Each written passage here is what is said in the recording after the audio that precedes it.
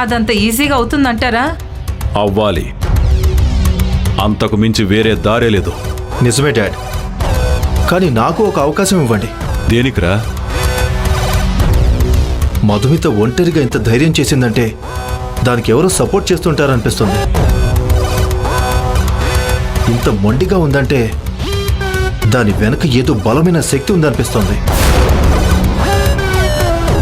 అదేంటో తెలుసుకోకుండా తొందరపడితే మనమే డేంజర్లో పడతాం. మరేం చేద్దాం అంటావురా? ఆ విషయం ఎలా రాబడదాం? అవునరా, పైగా అమ్మాయి డేంజర్ అని చెప్పావు కదరా. పోనీ ఏం చేద్దామో నువ్వే చెప్పు. దాన్ని ఎలాగోలా ఫాలో చేసి ఎక్కడుందో తెలుసుకుంటాను. మర్యాదగా దాని దగ్గర ఉన్న ఎవిడెన్స్ నేను లాగేసుకుంటాను.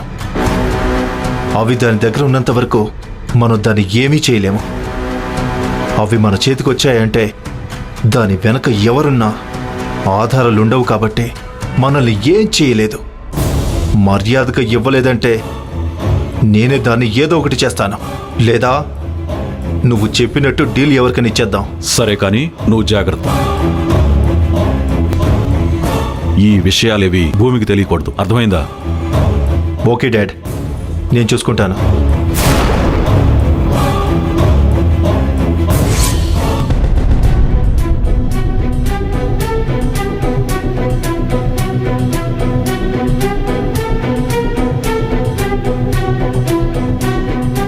అంటే నువ్వు చేసిన ట్రయల్స్ అన్ని వేస్ట్ అయ్యానమాట. చాలా రిస్క్ చేసి వైష్ణవి దగ్గరికి వెళ్ళాను. చాలా కన్విన్స్ చేశాను. కానీ తను మాత్రం చాలా వింతగా మాట్లాడింది. తను లైఫ్ అంతా రాకేష్తోనే పంచుకుంటానని, రాకేష్ దగ్గర ఎంత కష్టమైనా సరే భరిస్తాను అని చెప్పింది. వైష్ణవి మనసులో మాట అదేనేమో. మనం అలా ఎందుకు అనుకోకూడదు? లేదు రాజా, వైష్ణవి మనసు నాకు తెలుసు. తను అలా మాట్లాడదు. తను ఎంతో బాధని మనసులో దాచుకుంటూ పైకి అలా మాట్లాడుతోందని నాకు బాగా తెలుస్తోంది. తను చెప్పిందంతా అబద్ధం. తనతో సంతోషంగా లేదు. ఆ విషయం నాకు తెలుసని వైష్ణవి కూడా తెలుసు. కానీ అలా మొండిగా ఎందుకు నిర్ణయం తీసుకుందో నాకు తెలియట్లేదు. నువ్వు వైష్ణవిని డైరెక్ట్గా చూసావు కాబట్టి నీ మాటలు నమ్మొచ్చు. అయితే తను అలా మాట్లాడడానికి కారణాలు ఏమైనా ఒకటి మాత్రం మనం గెస్ చేయొచ్చు. ఏంటది? ఎందుకు తను అలా మాట్లాడిందంటావు? ఏముంది, ఆ రాకేష్ వైష్ణవిని బెదిరించి ఉంటాడు. అక్కడ తను పడుతున్న కష్టాల గురించి ఎవరికైనా చెప్పావంటే చంపేస్తానని ఉండొచ్చు. తనకిష్టమైన మనుషుల్ని, అంటే తాతయ్య వాళ్ళను లేక నిన్ను ఏదైనా చేస్తానంటూ రాకేష్ బెదిరించి ఉండొచ్చు. అందుకే వైష్ణవి నీతో రావటానికి, నీతో తన బాధను చెప్పటానికి వెనుకడుగేస్తుంది. రాకేష్ గురించి నువ్వు చెప్పేదాన్ని బట్టి, నేను వాడిని చూసిన దాన్ని బట్టి ఆలోచిస్తే వాడు ఖచ్చితంగా వైష్ణవిని బెదిరించుంటాడు. అందుకే వైష్ణవి ఆ నిర్ణయం తీసుకుని ఉంటుంది. రాస్కల్, వాడు వైష్ణవిని అన్ని రకాలుగా ఇరికించి హింస పెడుతున్నాడు. అఖిల్, వైష్ణవి నీతో అలా చెప్పాక ఇక నువ్వు మాత్రం ఏం చేయగలవు? చూద్దాం. తను రాకేష్ని నమ్మించలేని పరిస్థితి కూడా రావచ్చు కదా. అప్పుడే నీతో చెప్పకపోతుందా? అప్పుడు తనకి హెల్ప్ చేద్దాం, ఓకేనా?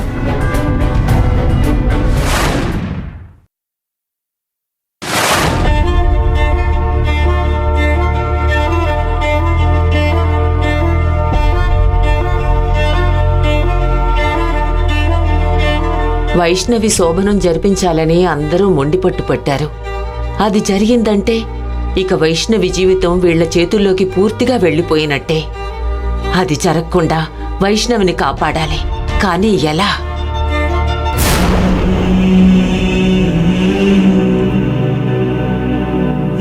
అమ్మమ్మా, ఏంటమ్మా? మనసు చాలా బాధగా ఉందమ్మమ్మా.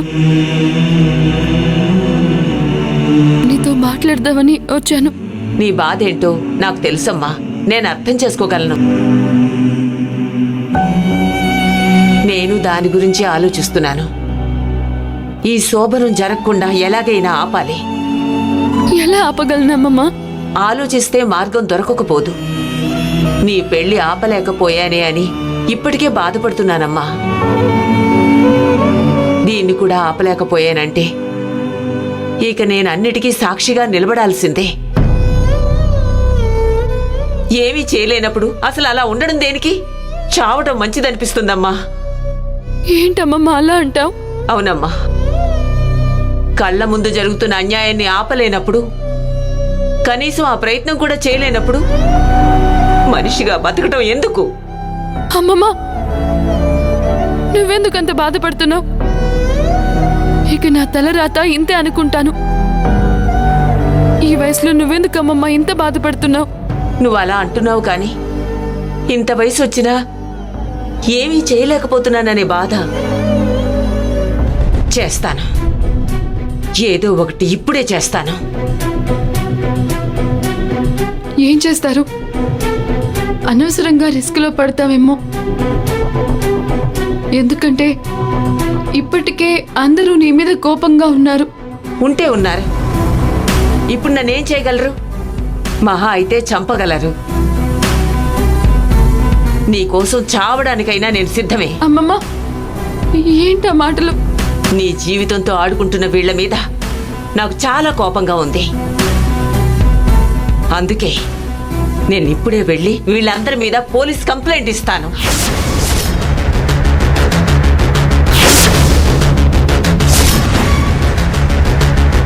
వీళ్ళందరికీ ఒకేసారి శిక్ష పడేలా చేస్తాను.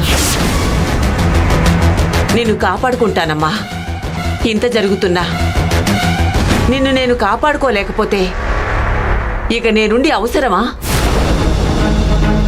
నువ్వు కూడా నాతో పాటు రామ్మా. ఇద్దరం కలిసి పోలీస్ స్టేషన్కి వెళ్ళి కంప్లైంట్ ఇద్దాం. వాళ్లే నీకు న్యాయం జరిపిస్తారు. అమ్మమ్మ, నువ్వు ఆవేశంలో ఉన్నావు. ఒక్కసారి ఆలోచించు. రాకేష్ ఇచ్చిన వార్నింగ్ గురించి ఒక్కసారి గుర్తెచ్చుకో. రాకేష్కి వ్యతిరేకంగా మనం ఏం చేసినా ఇక్కడ భూమికి, అక్కడ తాతయ్య నానమ్మలకు ఖచ్చితంగా హాని చేస్తాడు. ఆవేశంలో మనం ఇలా చేయడం వల్ల నేను తప్పించుకుంటానేమో, కానీ రాకేష్ వల్ల ఆ ముగ్గురికి ఎప్పటికీ ప్రమాదమే ఉంటుంది. మరి ఏం చేస్తావమ్మా? దీన్ని ఆపడానికి మార్గం ఏది?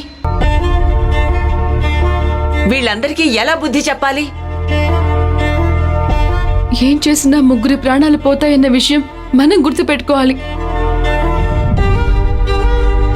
నా ఒక్కదాని కోసం వాళ్ళు ప్రమాదంలో పడ్డం నాకు ఇష్టం లేదు. నేనేమైపోయినా పర్వాలేదు. ఎందుకంటే జరగకూడని పెళ్లి ఎలాగో జరిగిపోయింది. ఆ తర్వాత జరగాల్సింది కూడా ఈ రోజు కాకపోయినా ఏదో ఒక రోజు ఎలాగో జరుగుతుంది. ఇంకా నాకు అర్థమైంది, దీన్ని మనం ఆపలేమమ్మమ్మ. నా బతుకేంతే. నేనే ఏదో ఒక నిర్ణయం తీసుకోవాలి. తీసుకుంటాను. నువ్వేం ఆలోచించకమ్మా. ఇప్పటికే ఆలోచిస్తూ బాధపడుతూ నీ ఆరోగ్యం పాడు చేసుకుంటున్నావు.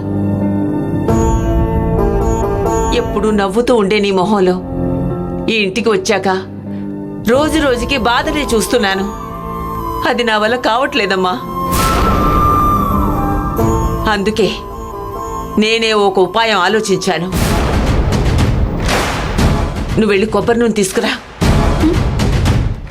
కొబ్బరి నూనె దేనికి? చెప్తాను కానీ నువ్వు వెళ్ళి తీసుకురా.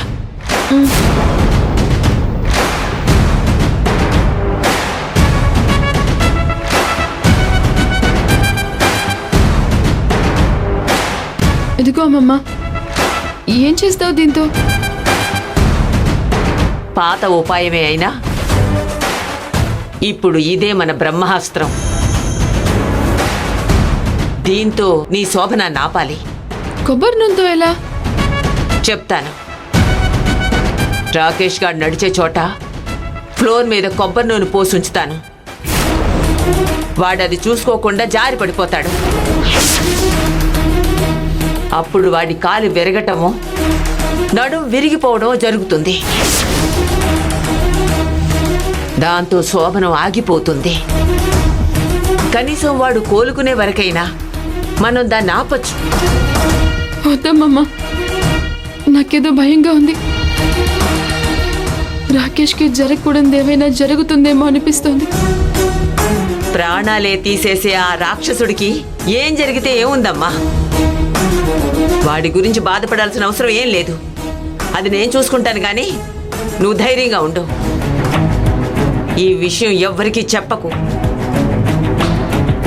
అది ఎలా జరిగిందో మనకే తెలియనట్టుగా ఉండాలి, సరేనా?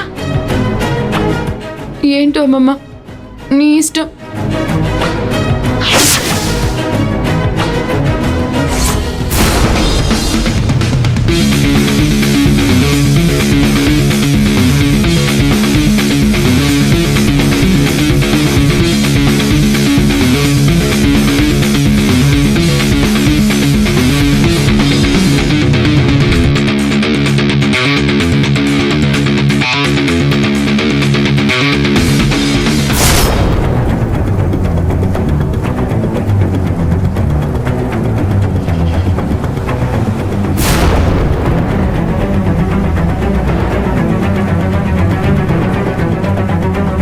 రాకేష్, రే రాకేష్. ఏంటమ్మా బయటికి వెళ్తుంటే పిలుస్తున్నావు? ఏంటో చెప్పు. చెప్పడం కాదు, ఆ గదిలో పైన సూట్ కేసు ఉంది, దాన్ని కాస్త బయటికి తీసుకురా. నువ్వే తీసుకోమ్మా, నేను అర్జెంట్గా బయటకు వెళ్ళాలి. అలా అంటావేంట్రా? నాకు అందితే నిన్నెందుకు అడుగుతాను? ఒక్క నిమిషం పనికి అలా అంటావేంట్రా? నీకే పని చెప్పినా ఇంతేరా. సర్లే, తీస్తాను.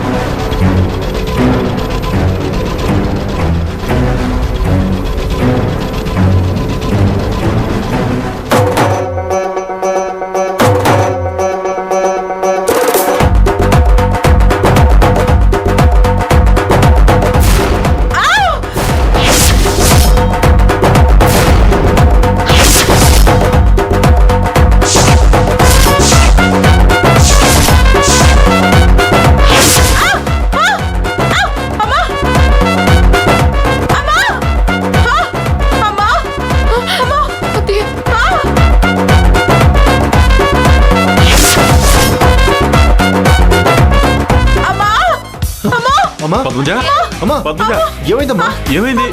నా నడుము విరిగిపోయింది నాయనా. ఏమైంది పద్మ? ఏమైంది? ఎలా జరిగింది? ఎందుకు విరగదు? రాకేష్కి విరగాల్సిన నడుము దీనికి విరిగింది. అనవసరంగా మధ్యలో దూరి అంతా చెడగొట్టింది. అమ్మా, అమ్మా, అమ్మా, అమ్మా, మెల్లగా మెల్లగా. అమ్మా, అమ్మా, నా నడుము విరిగిపోయింది బాబోయ్. నొప్పిగా ఉందా పద్మ? అమ్మో, ఎలా పడిపోయింది?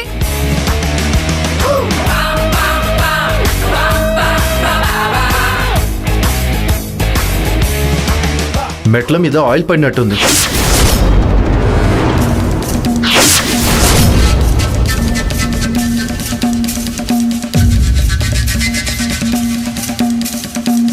అమ్మా, నొప్పి భరించలేకపోతున్నానండి, డాక్టర్కి కాల్ చేయండి.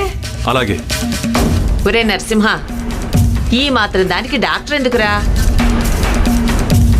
వేడి నీళ్ళ కాపడం పెడితే అదే తగ్గిపోతుంది.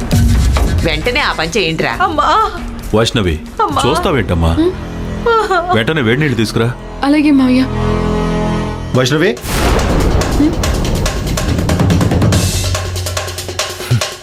మెట్ల మీద ఆయిల్ ఎలా పడింది?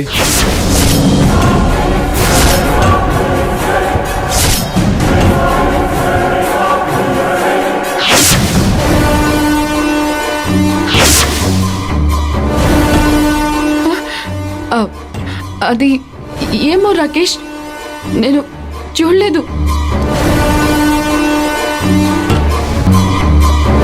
పొరపాటుగా పడిందేమో. అది పొరపాటుగా పడినట్టు లేదు.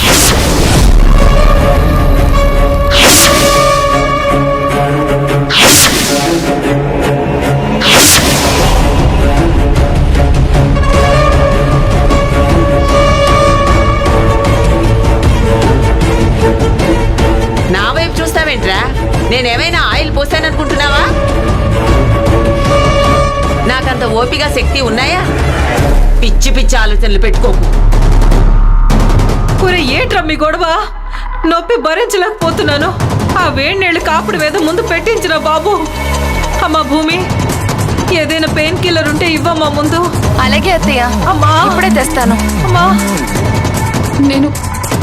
నేను కూడా వేడి నీళ్ళు తీసుకొస్తాను.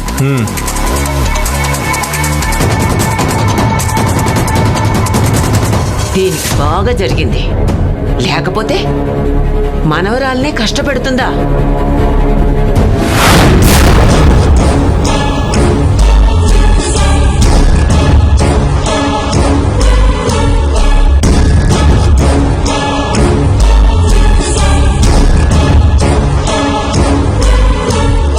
ఏంటి వైష్ణవి, నన్ను చూడగానే మొహం అంతా చెమటలు పట్టేసినాయి.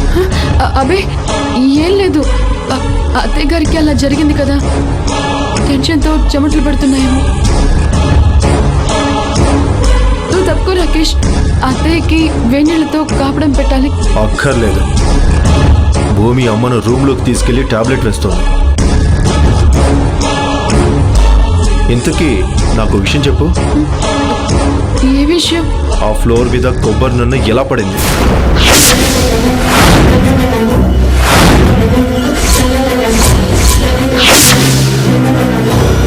అది అది నాకెలా తెలుస్తుంది? నాకు తెలీదు. బాటిల్ కింద పడి నూనె కారిపోయిందేమో.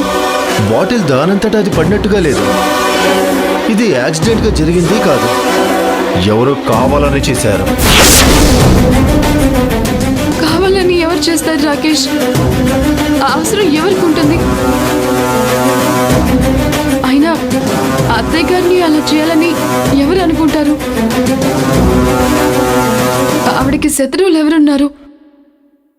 అది ఆవిడ కోసం చేసింది కాదు, నా కోసం చేసింది.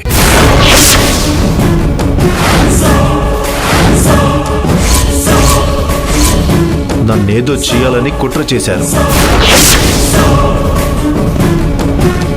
ఇదిగో ఆయిల్ బాటిల్ ఆ మెట్ల మీద దొరికింది. అమ్మమ్మ ఎంత పని చేసింది. ఆయిల్ బాటిల్ అక్కడే పడేసినట్టుంది. అది రాకేష్కి దొరికినట్టుంది. ఎవరో నన్ను టార్గెట్ చేశారు. కానీ పాపం దానికి మా అమ్మ బలైంది. చెప్పు, ఇది నువ్వే చేశావా? నిన్నెందుకు చేస్తాను? నాకు అవసరం ఏముంటుంది? ఒక్కసారి ఆలోచించు రాకేష్. అవునులే, నువ్వు చేసుండవు. నీకంత ధైర్యం లేదు కదా, మరి ఎవరు చేసుంటారా? చెప్పాను కదా రాకేష్, అది పొరపాటున అక్కడ పడి ఉంటుంది.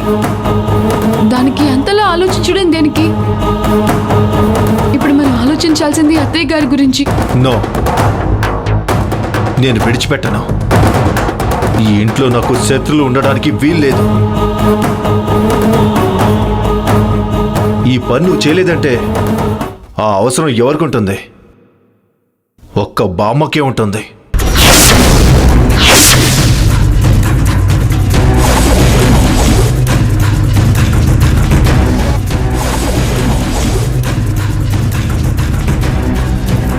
ఈ ఇంట్లో నన్ను శత్రువులా చూసేది బామ్మ ఒక్కతే. ఆ మొసల్దే ఈ పని చేసి ఉంటుంది. ఇప్పుడే వెళ్ళి దాని సంగతి చెప్తాను. దాని చేత నిజం చెప్పిస్తాను. ఆ తర్వాత గొంతు నొక్కి చంపేస్తాను. మై గాడ్, అమ్మమ్మ అనవసరంగా ఇరుక్కుపోతుంది. ఈ దుర్మార్గుడు అమ్మమ్మని ఏమైనా చేయగలడు. అమ్మమ్మని కాపాడాలి. అమ్మమ్మకి ఏం కాకూడదు. రాకేష్ ఆగు. ఏంటి చెప్పు. అది అది అమ్మమ్మ చేయలేదు. మరెవరు చేశారు? అది అది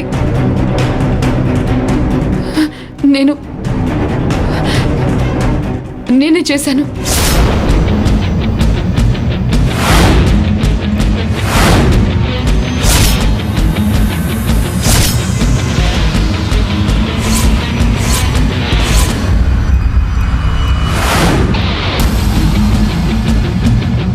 ఏంటి, నువ్వు చేసావా? అవును, నేనే చేశాను. అమ్మమ్మకి దీనికి ఏం సంబంధం లేదు. అసలు అమ్మమ్మకి ఈ విషయమే తెలీదు. మరి నువ్వెందుకు చేశావు? ఎవరి కోసం చేశావు? నీకోసమే చేశాను.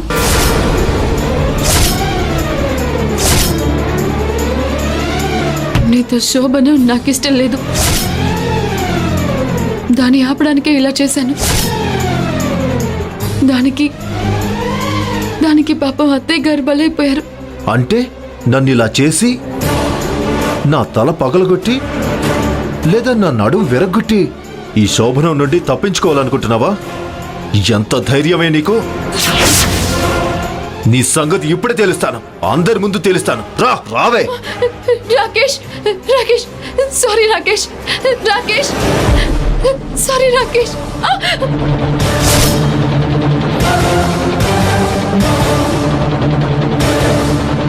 రాకేష్, ఏంట్రా వైష్ణవ్ అలా లాక్కొచ్చావు? ఏం జరిగింది? మామ్కి అలా దెబ్బ తగలడానికి కారణం ఎవరో తెలుసా? ఈ వైష్ణవే.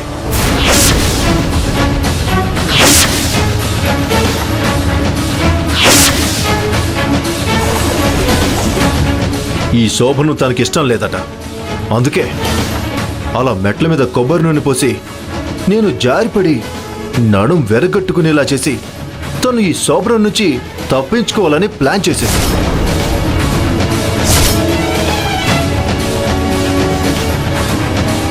ఏంట్రా నువ్వు చెప్పేది? నేను నమ్మలేకపోతున్నాను. నేను కూడా నమ్మను. ఎందుకంటే వైష్ణవి అలా చేసే రకం కాదు. కానీ తన నోటితో తనే ఒప్పుకుంది.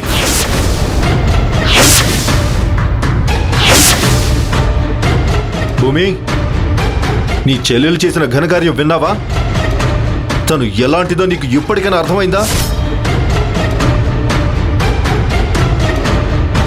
సైలెంట్గా కనిపిస్తూ వైలెంట్ పనులు చేస్తుంది. తను ఎక్కువగా మాట్లాడదు కాబట్టి అమాయకురాలిగా చాలా మంచిదానిలా మీకు కనిపిస్తుంది. ఇది వైష్ణవి అసలు రూపం. కావాలంటే నీ చెల్లెల్ని అడిగి తెలుసుకో. వైష్ణవి, ఏంటిది?